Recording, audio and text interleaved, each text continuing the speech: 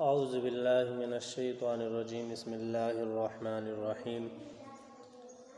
الحمد للہ رب العالمین والعاقبۃ للمتقین والصلاة والسلام علی سید الانبیاء والمرسلین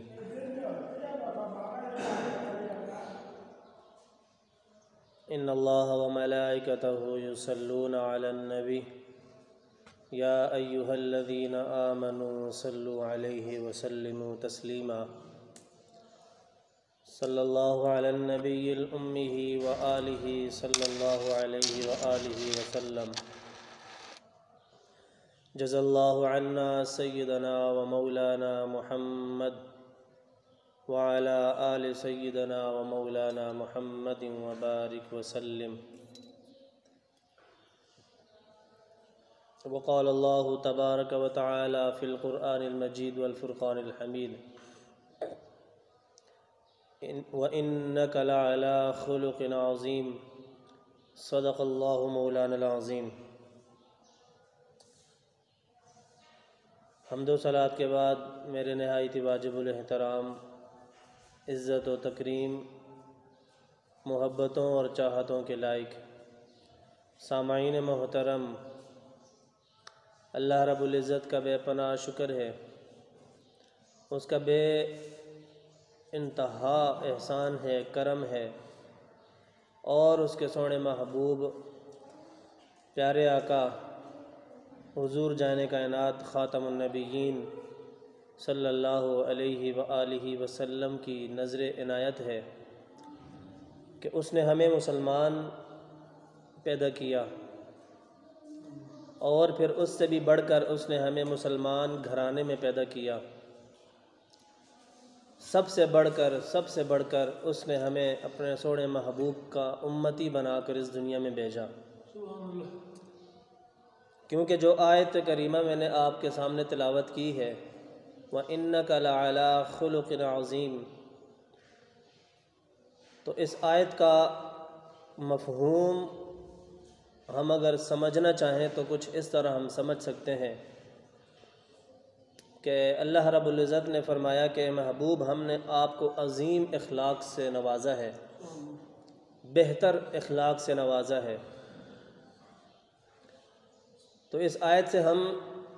سبق حاصل کر سکتے ہیں، سبق سیکھ سکتے ہیں کہ ہمارے آقا، ہمارے نبی، پیارے آقا حضور نبی کریم علیہ السلام کا روز مرہ زندگی کا جو ایک شیڈول تھا، جو ایک نظام تھا، جس طرح وہ اپنی زندگی گزارتے تھے، لوگوں کے ساتھ ان کا کس طرح رویہ تھا،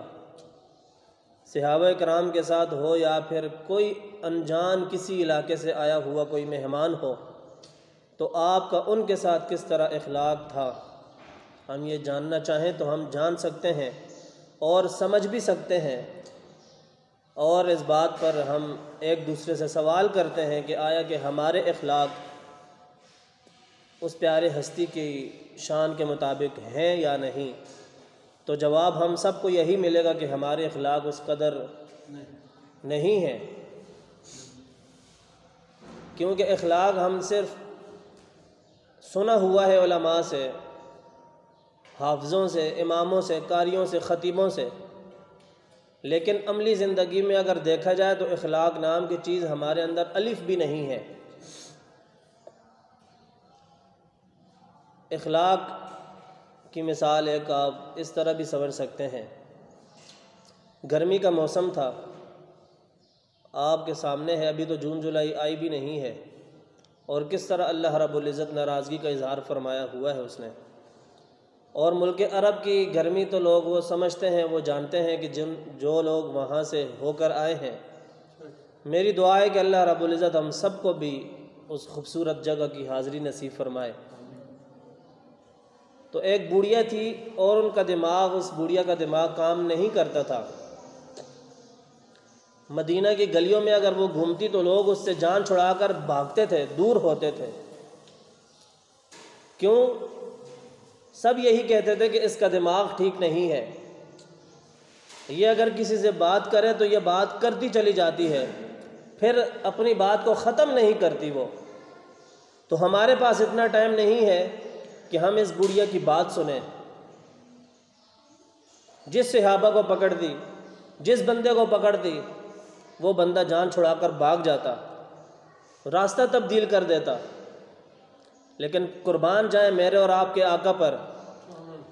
جب حضور جانے کائنات علیہ الصلاۃ والسلام سے آپ کی ملاقات ہوئی، اس بوڑھیا کی جب آپ سے ملاقات ہوئی،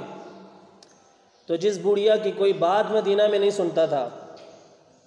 جس بوڑھیا کو کوئی پسند نہیں کرتا تھا، جس بوڑھیا کو دیکھ کر لوگ اپنا راستہ بدل لیتے تھے کہ یہ ہمارا ٹائم ضائع کرے گی،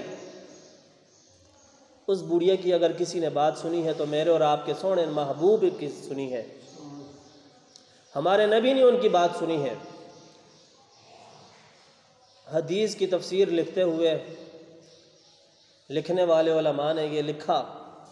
تفسیر کرنے والوں نے، محدثین نے، مفکرین نے یہ لکھا،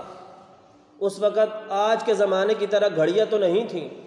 لیکن اگر اس وقت کو آج کے زمانے میں نوٹ کیا جاتا تو فرماتے ہیں کہ کم از کم 3 گھنٹے آپ اس کے ساتھ، اس بوڑھیا کے ساتھ دھوپ پر گرمی کے اندر کھڑے رہے۔ یہ اخلاق کی اعلیٰ مثالوں میں سے ایک مثال ہے کہ جس کی بات کوئی سنتا نہ تھا تو اس کو اگر عزت اور پیار سے اور محبت کے ساتھ اگر کسی نے نوازا تو وہ میرے اور آپ کے سونے نبی ہی ہیں۔ آج اگر ہم اپنے گروان میں جھانکیں اور ہم اپنے معاملات زندگی کو دیکھیں اور ایک دوسرے کے ساتھ رویے کو دیکھیں تو پھر یقین جانے کہ سر شرم کے ساتھ جھک جاتا ہے، سر شرم کے ساتھ جھک جاتا ہے۔ وہ اس لیے کہ ہمارے اعمال ہی اس قدر نہیں، ہمارا اخلاق اس قدر برا ہے کہ ہم اگر کسی دکان پر بیٹھ کر کوئی خرید و فروخت کرتے ہیں تو اس میں بھی لکھنے والے لکھتے ہیں کہ اگر آپ کا اخلاق اچھا ہوگا تو آپ کی، وہ کہتے ہیں نا کہ 2 کوڑی کی چیز بھی آپ کی لاکھوں میں بک جاتی ہے۔ وجہ کیا ہے کہ آپ کا اخلاق، اگر آپ کا اخلاق اچھا نہیں تو آپ کی لاکھوں کی چیز پڑے پڑے گل جاتی ہے، سڑ جاتی ہے۔ پیر مہر علی شاہ صاحب کے فرزند حضرت پیر نصیر الدین شاہ صاحب رحمۃ اللہ علیہ، آپ فرماتے ہیں کہ انسان کی حقیقت اور انسان کی پہچان تب تک سامنے والا نہیں کر سکتا جب تک وہ خاموش ہوتا ہے۔ جیسے ہی جب وہ انسان اپنی زبان کھولتا ہے، اپنا منہ کھولتا ہے، تو پھر وہ اس بات کا چند لمحوں میں اندازہ لگا لیتا ہے کہ یہ اس کا کس طرح کا اخلاق ہے۔ آپ اگر گاڑی میں سفر کرتے ہیں اور آپ کا پاؤں غلطی سے کسی دوسرے کے پاؤں پر پڑ جائے، وہاں جا کر آپ کو ایک تو اپنے اخلاق کا آپ کا امتحان ہوگا اور دوسرا سامنے والے انسان کا اخلاق کا امتحان ہوگا۔ اگر تو وہ اعلیٰ ظرف کا مالک ہوا تو وہ آپ کو بولے گا خیر ہے کوئی بات نہیں، لیکن اگر اس کے اندر برداشت نہ ہوئی اور اس کا اخلاق اس قدر گھرا ہوا تو وہ فوراً آپ کے اوپر چڑھائی کر دے گا، فوراً آپ کے ساتھ لڑائی کرنا شروع کر دے گا۔ تو یہ اخلاق ہی کی بات ہے۔ اگر ہم اخلاق کو اچھا نہیں کریں گے، اخلاق کو حضور جانے کائنات خاتم النبیین پیارے آقا کے نقش قدم پر ہم اگر اپنا اخلاق نہیں کریں گے تو پھر وہ وقت دور نہیں کہ قومیں تباہ و برباد ہو جاتی ہیں، کیونکہ جب انسان کا اخلاق ہی ٹھیک نہ ہو تو وہ دنیا کے کسی بھی کونے میں چلا جائے، کسی بھی انسان کے ساتھ اس کا لین دین ہو، جب اس کا اخلاق اچھا ہوگا، اس کی زبان اچھی ہوگی، اس کا کردار اچھا ہوگا تو پھر ہر کوئی اس سے ملنے کے لیے جستجو اور انتظار کرے گا کہ ایک کاش چند لمحوں کے لیے اگلے کی ملاقات میرے سے ہو جائے۔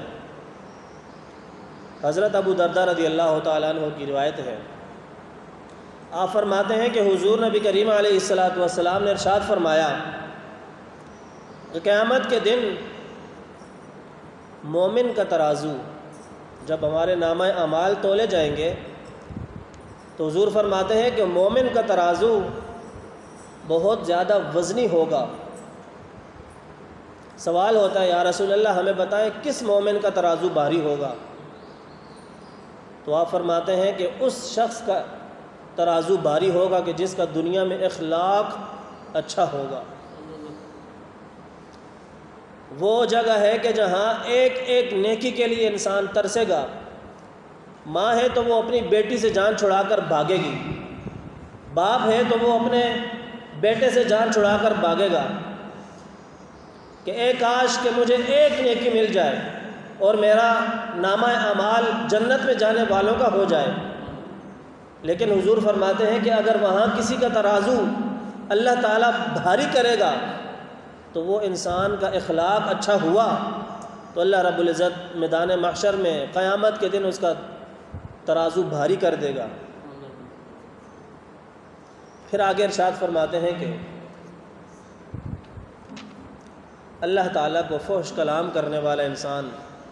بالکل بھی پسند نہیں۔ فحش کلامی ہر انسان سمجھ سکتا ہے کہ آج اگر نوجوان یا پھر بزرگ حضرات بھی اس طرف غور کریں کہ جب ہم اپنی الفاظ یا اپنے زبانوں سے کوئی بھی الفاظ نکالتے ہیں، کوئی بھی بات نکالتے ہیں، آیا کہ ہماری زبان اور ہماری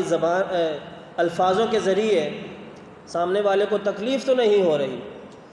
آیا کہ ہماری زبان اور ہماری بول چال اس قدر خراب تو نہیں ہے کہ وہ شریعت کو بھی ٹکرا رہی ہے؟ فحش کلامی انسان سمجھ سکتا ہے، گالی دینا، اگلے کو بلا وجہ پریشان کرنا، لوگوں کے سامنے محفل میں ذلیل کرنا۔ نوجوان ہیں تو وہ جب بھی بات کرتے ہیں تو جب تک وہ اپنے منہ سے گالی نہ نکالے تب تک ان کو سکون نہیں ملتا۔ رہی تو یہ نوجوانوں کی بات، بزرگ ہیں تو وہ بھی اپنی باتوں کا اسی طرح آغاز کرتے ہیں، اور پھر جب یہ ان کو سمجھایا جائے، روکا جائے، بولا جائے کہ حضرت گالی دینا اچھی بات نہیں ہے، وہ کہتے ہیں جاؤ بھائی، کل کو تم پیدا ہوئے ہمارے ہاتھ میں پلے بڑے ہو، ہم نے آپ کو بڑا کیا، آج آپ ہمیں دین سکھا رہے ہو، آپ کی جتنی عمر ہے اس سے زیادہ ہمارا تجربہ ہے۔ لوگ پھر اس طرح کے الفاظ بول کر ہمیں چپ کروا دیتے ہیں، لیکن ان بدبختوں کو یا ان کم عقل والے لوگوں کو معلوم نہیں کہ اللہ تعالیٰ کے نزدیک ایسے لوگوں کی کوئی اوقات نہیں کہ جو اپنی زبان سے بجائے اللہ کا نام لینا، پیارے آقا کا درود و سلام کا ذکر کرنا یا پھر قرآن پاک کی تلاوت کرنا اپنی زبان سے، لیکن وہ اس طرح کے معاملات نہیں کرتے۔ اگر وہ کرتے ہیں تو صرف فحش کلام کرتے ہیں، گالیاں دیتے ہیں ایک دوسرے کو محفل میں ذلیل کرتے ہیں، تو پھر حضور فرماتے ہیں کہ اللہ تعالیٰ میدان محشر میں اس کا ترازو بھاری کبھی بھی نہیں کرے گا۔ تو آپ خود فیصلہ کریں کہ جس کا ترازو بھاری نہیں ہوگا تو وہ کیا جنت میں جائے گا؟ کبھی بھی جنت میں نہیں جا سکتا۔ پھر اللہ تعالیٰ فرماتا ہے، اللہ تعالیٰ کے حبیب فرماتے ہیں کہ اخلاق اللہ کو بھی پسند ہے، اچھا کردار اللہ تعالیٰ کو بھی پسند ہے، اور اچھا کردار اللہ تعالیٰ کے محبوب کو بھی پسند ہے۔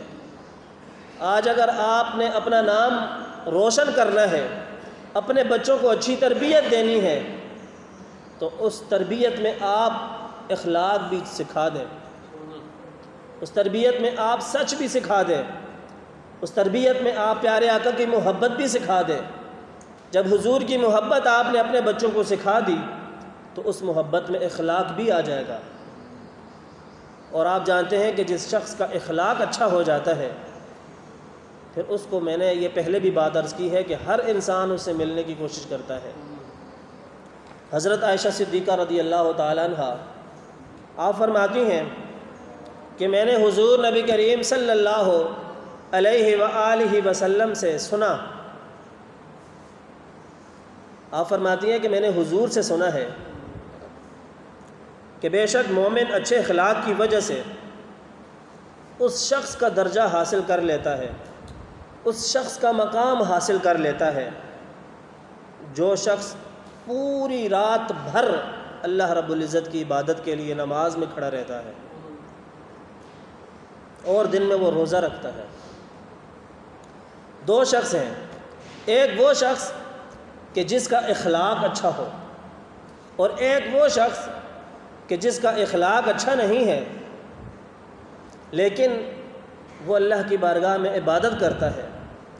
عبادت بھی اس طرح کہ پوری رات وہ اللہ کی عبادت میں نوافل میں گزار دیتا ہے، اور جب دن چڑھتا ہے تو وہ روزے کی حالت میں ہو جاتا ہے، روزہ رکھ لیتا ہے۔ تو ان دونوں کے اعمال برابر نہیں ہو سکتے، لیکن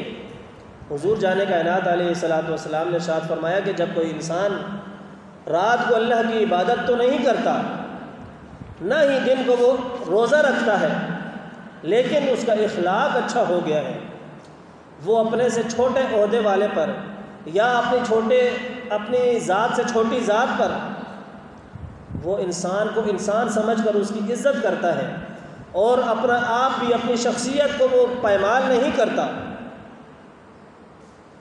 تو پھر اس کا نام تاریخ کی کتابوں میں اچھے الفاظوں کے ساتھ لکھا جاتا ہے۔ حضور فرماتے ہیں کہ وہ شخص اس بندے کا مقام حاصل کر لیتا ہے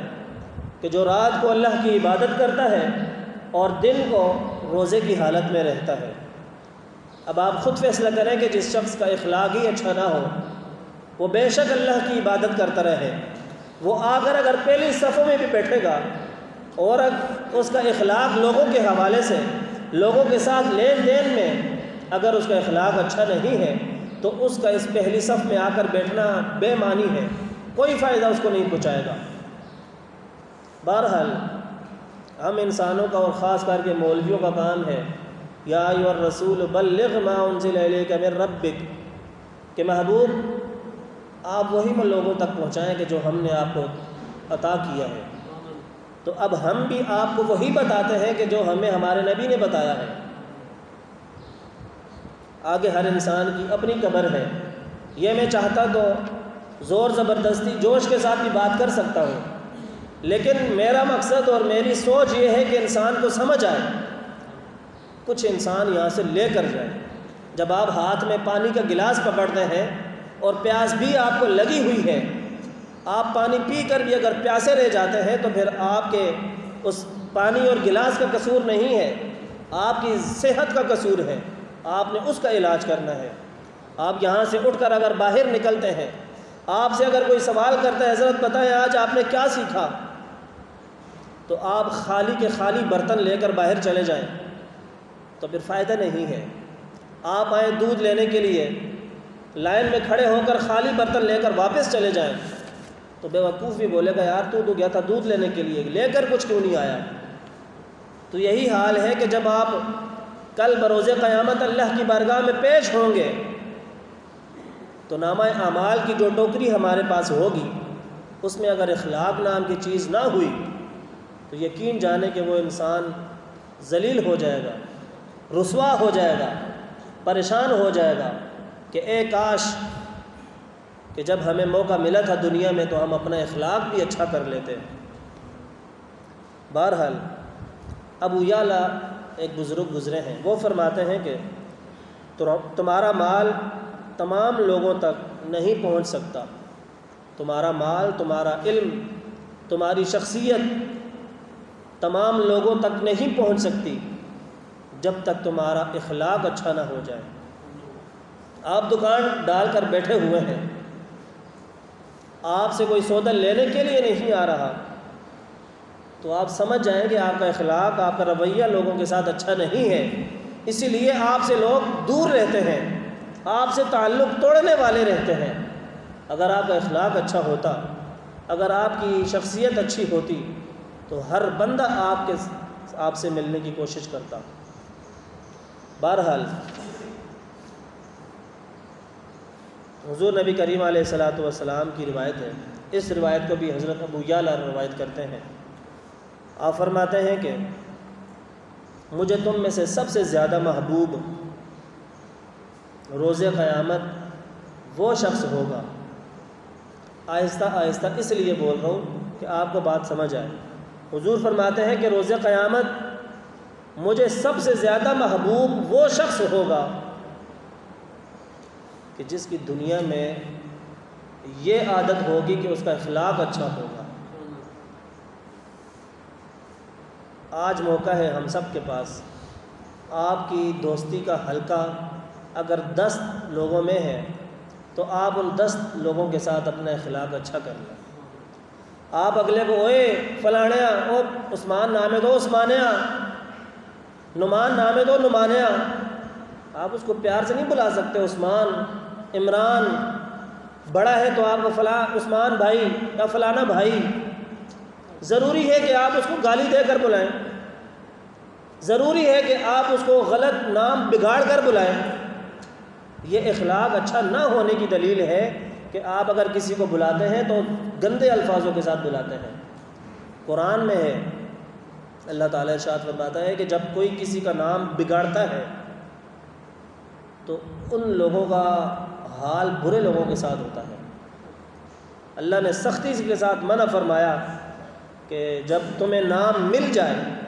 تو پھر نام کو بگاڑا نہ کرو۔ پھر اس روایت کی اگلی بات یہ ہے، حضور فرماتے ہیں کہ روز قیامت مجھے اس شخص سے بہت زیادہ نفرت ہوگی اور وہ مجھ سے بہت زیادہ دور ہوگا، وہ میری شفاعت سے دور ہوگا کہ جس کا اخلاق دنیا میں اچھا نہیں ہوگا۔ اس لیے کوشش یہی کریں، ٹائم ہمارا تقریباً ہو چکا ہے، اللہ تعالیٰ سے دعا کریں کہ آپ کا اخلاق اچھا ہو جائے۔ اللہ تعالیٰ سے ہر کچھ مانگیں، حضور نے دنیا بھی مانگی ہے، آخرت بھی مانگی ہے، آپ بھی دنیا بھی مانگے، آخرت بھی مانگے، لیکن اس دنیا میں سے ایک یہ چیز بھی مانگے کہ یا اللہ ہمارا اخلاق اچھا ہو جائے۔ پیارے آقا کی بارگاہ میں اگر کوئی یہودی بھی آتا، کوئی کافر بھی آتا تو حضور نے کبھی بھی اس کو اپنے دربار سے بھگایا نہیں تھا، بلکہ عزت کے ساتھ گلے لگایا تھا۔ کیا آپ کو وہ قصہ معلوم نہیں کہ حضور کی بارگاہ میں ایک کافر کی بیٹی آئی تھی؟ یہ اعلیٰ اخلاق اور عظیم اخلاق ہی تو تھا۔ چاہتے تو حضور کافر کی بیٹی کو دھتکار دیتے کہ دفع ہو جا، تیرا ایمان ہی نہیں ہے، تو ہماری محفل میں کیا کر رہی ہے، لیکن حضور نے اپنی کالی چادر اتار کر اس کے سر پر ڈالی اور یہ بتایا کہ بیٹی چاہے مومن کی ہو یا کافر کی ہو، بیٹی بیٹی ہوتی ہے۔ یہ اخلاق کا اعلیٰ درجہ تھا، مقام تھا۔ آج جب تک ہمارے سامنے اگر کسی کی ماں بہن گزر جائے تو ہم اس کو پاؤں کے تلووں سے لے کر سر کے بالوں تک جب تک دیکھے نہیں اور نظروں سے اس کو گھر تک چھوڑ نہ آئے تب تک ہمیں سکون نہیں ملتا۔ یہ اعلیٰ اخلاق کی دلیل تو نہیں ہے، یہ کم اخلاق کی دلیل ہے۔ میرے پاس الفاظ، مجھے غصہ بھی آ رہا ہے لیکن مجبور ہوں، میں رک جاتا ہوں۔ کم اخلاق ہے ہمارے پاس، علم کم ہے۔ اگر ہمیں کوئی سمجھاتا ہے تو پھر ہمیں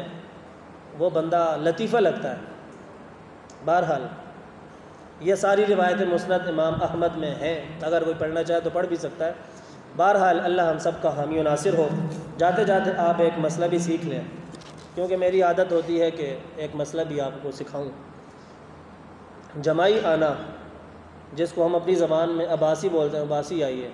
نیند جس کو آتی ہے تو وہ پہلے منہ کھولتا ہے، تو اردو میں اس کو جمائی بولتے ہیں۔ جمائی اگر کسی کو آئے تو کیا حکم ہے، اور پھر اگر کسی کو نماز کی حالت میں آئے تو کیا حکم ہے؟ آپ مسئلہ غور سے سنیں۔ میں نے کچھ بندوں کی یہ جمائی اس مسجد میں سنی ہے، جب وہ نماز کے دوران ہوتے ہیں، جمائی آئے تو آوازیں نکالتے ہیں۔ حضور نے فرمایا یہ آواز شیطان کی آواز ہے، اور نماز کے دوران نماز سے باہر کا الفاظ نہیں لیا جا سکتا۔ جمائی کے دوران بہت سے لوگوں کے منہ سے خا کی بھی آواز نکلتی ہے، عجیب آوازیں نکلتی ہیں، تو یہ آواز نکالنا شریعت نے اس کو سختی سے منع کیا اور اس شخص کی نماز ٹوٹ جاتی ہے۔ ایک بات تو یہ ہے کہ جمائی شیطان کی طرف سے ہوتی ہے۔ حضور نے فرمایا کہ کبھی بھی رحمت کی علامت نہیں ہے، یہ شیطان کی علامت ہے۔ سستی جب انسان کو ہوتی ہے تو تب یہ جمائی آتی ہے۔